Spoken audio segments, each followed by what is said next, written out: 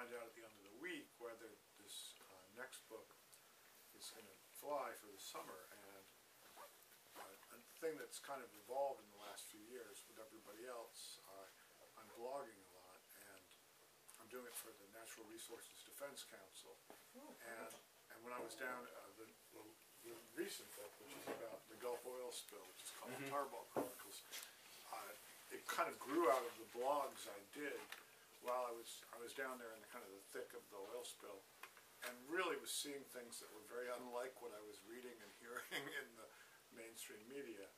And anyway, it kind of gave me this new way of writing, which was I would have my daily adventure, and then I would get up at 4:30 in the morning and write for a couple, 3 hours before the day started and send it off. And so anyway, all this to say, I'm pitching a book called Father Wallace, Uncle Ed, which is about following Wallace Stegner and Ed Abbey through the West and their trails, like going from Abbey's grave to Wallace Stegner's birthplace, and just kind of weaving around and weaving in literary biography with environmental stuff and also personal stuff. So it's going to be, I mean, the main reason I'm hoping they say yes is it would be really fun to take my daughter to Yellowstone and hang out, you know, be in the West all summer long.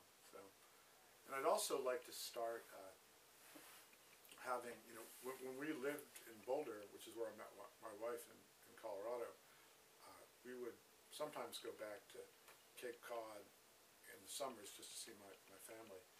And then we moved back to Cape Cod and we'd go to Boulder in the summers, which was great because we kind of reversed where the tourists were. You know, we were where they weren't. But then we moved down here and we kept going back to Cape Cod. And I was like, you know, we already live on the water. We already have that, and why go to, who wants to go to Cape Cod in the summer when it's so crowded? So my daughter's never been west of the Mississippi, and I'm going to try to get her, I'm going to try to kind of like institute a new routine, which is head west in the summer for, you know, just for her to be out there and see it, and get a lot of friends out there. Yeah, this is my other life. I live and play in Alaska, but I work on the deepwater drilling rig. Oh yeah, there you go. Well, good thing you weren't on that one. I know.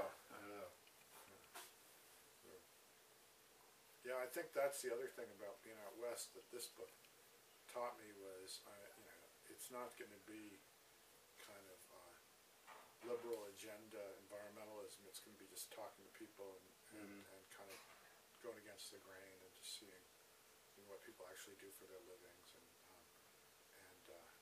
it'll be, it's kind of this working method that has evolved from my last books, which is just go to a place, go to a bar, and start talking to people and see where it goes, you know, and rather than going with a preconceived thing. Of course, I'm pretty green, so I go in with a pretty green preconception. They were pretty welcoming down in the Gulf, though, weren't they? They sure were. It was unbelievable. It was so opposite. The cliche was at the time, oh, you know, you're not going to be able to get into places. You're not going to be able to do anything. I was there, and well, for instance, I went to southern Louisiana to this lodge, the Cajun Fishing Lodge, which was pretty empty, and because, as the owner said to me, this big Cajun guy said, I'm not going to whore out to BP, because all the rest of the places were being, you know, they were temporary workers for the vessels of opportunity, which was the Orwellian term for the boats going out. And so it was pretty empty, and then I walked across the lodge, and there were some young people who looked more like ultimate frisbee players than fishermen or hunters, who usually populate the lodge. And it was the Cousteau film team. And I had a beer with them, and they said, would you like to come out in a helicopter to the rig the next morning?